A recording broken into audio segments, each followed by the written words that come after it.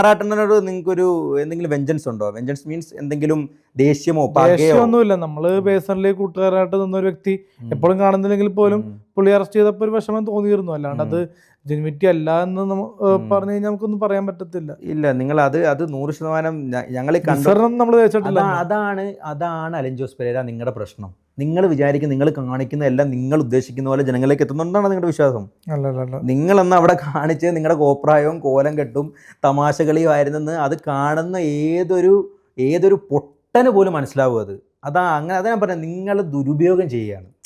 നിങ്ങൾ എന്താണ് ചെയ്യുന്നത്, നിങ്ങൾ എന്താണ് കാണിക്കുന്നത് എന്ന് ഏകദേശം ക്ലിയർ ആൻഡ് കട്ടായിട്ട് ജനങ്ങൾക്ക് മനസ്സിലാകുന്നുണ്ട്. അപ്പം എന്നിട്ട് അതുകൊണ്ടാണ് നിങ്ങളൊരു എന്താ പറയുക, അങ്ങനത്തെ ഒരു കഥാപാത്രമായിട്ട് നിങ്ങൾ മാറുന്നത്. മനസ്സിലായോ? നിങ്ങൾക്ക് ഞാൻ പറയുന്നത് മനസ്സിലാവുന്നുണ്ടോ? അല്ല, നിങ്ങൾ ഇവിടെ ഇപ്പോൾ ഒരു ഹോട്ട് സീറ്റ് അല്ലെങ്കിൽ ഒരു ഇൻ്റർവ്യൂയുടെ കൊണ്ടുപോയി ഇരുത്തി കഴിഞ്ഞ് നിങ്ങളെ ചുമ്മാ ഇകഴ്ത്താൻ വേണ്ടിയല്ല ഞാൻ ഇവിടെ സംസാരിക്കുന്നത്. നിങ്ങൾക്ക് എന്തെങ്കിലും ഈ ഒരു ഇൻ്റർവ്യൂ കഴിയുമ്പോൾ നിങ്ങളുടെ ലൈഫിൽ എന്തെങ്കിലും ഒരു മാറ്റം ഉണ്ടാകണം എന്നാഗ്രഹിച്ചിട്ടാണ്. കാരണം നിങ്ങൾക്ക് അത്യാവശ്യത്തിൽ കൂടുതൽ ഇപ്പോൾ പബ്ലിസിറ്റി ഉണ്ട്. നിങ്ങളെ അറിയത്തില്ലാത്തവരൊന്നുമില്ല. അലിൻ ജോസ് പെരേര എന്ന് പറയുന്ന പേര് ഏകദേശം എനിക്കൊരു തോന്നുന്നു ഒരു 90% ജനങ്ങൾക്കും അറിയാം. കാരണം സോഷ്യൽ മീഡിയ തുറക്കുമ്പോഴേ സ്ക്രോൾ ചെയ്യുമ്പോൾ നിങ്ങളുടെ മുഖമാണ് വരുന്നത്. അതെങ്ങനെ വരുന്നെന്നുള്ളത് നമുക്കറിയില്ല. കാണാൻ ആഗ്രഹമുള്ളവരുടെയും കാണാൻ ആഗ്രഹിക്കുന്നവരുടെ എല്ലാവരുടെയും സ്ക്രോൾ ചെയ്യുമ്പോൾ ആദ്യം വന്ന് ഫ്രണ്ടിൽ നിന്ന് വീഴുന്ന മുഖം അലിൻ ജോസ് പെരേരയാണ്. അതിപ്പോൾ കോമാളിത്തരങ്ങളായതുകൊണ്ടാവാം, അല്ലെങ്കിൽ അങ്ങനെ എന്തെങ്കിലുമൊക്കെ ആയതുകൊണ്ടാവാം. അപ്പോൾ എല്ലാവർക്കും അറിയാം. ഇനി നിങ്ങൾക്ക് പബ്ലിസിറ്റിയുടെ ആവശ്യമില്ല.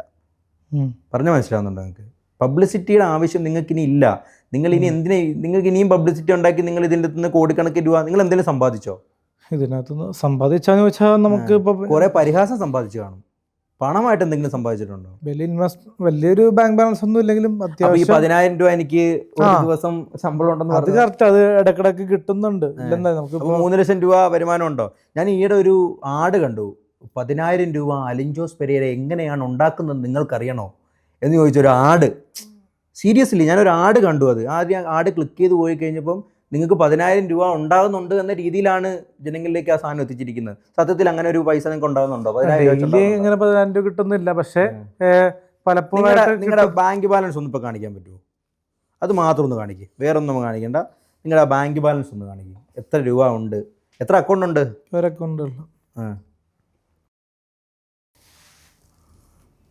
ഒരു അക്കൗണ്ട് അല്ലായിരിക്കും അല്ലേ? അതിലുള്ളതിൽ ഏറ്റവും കൂടുതലുള്ള അക്കൗണ്ട് ആണോ?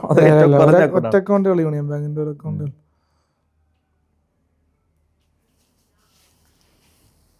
പാവം. അതാണ് അദ്ദേഹത്തിൻ്റെ 1,195 രൂപ ഉണ്ട്. അത് ഒരുപാട് പൈസകൾ ചിലവായി പോകുന്ന പിടിച്ച്. അലിൻ ജോസ് മദ്യപിക്കാറുണ്ടോ? മദ്യപിക്കാറില്ല. ഇല്ല. ലഹരി പദാർത്ഥങ്ങളൊന്നും ഉപയോഗിക്കാറില്ല. ഒരു 20 രൂപ സിഗരറ്റ് വല്ലപ്പോഴും യൂസ് ചെയ്യാറുണ്ട്. യൂസ് ചെയ്യും, അതേ ഉള്ളൂ. അല്ല, ഒന്നും ഉപയോഗിച്ചിട്ടില്ല. എന്ന് പറഞ്ഞു കഴിഞ്ഞാൽ നമ്മള് ആൾക്കാരെ കളിയാക്കണ പോലെ ആയി പോകും. സിഗരറ്റ് ഞാൻ ഷൂട്ടിംഗ് സ്ഥലങ്ങളിലൊക്കെ സിഗരറ്റ് വലിക്കാറുണ്ട്.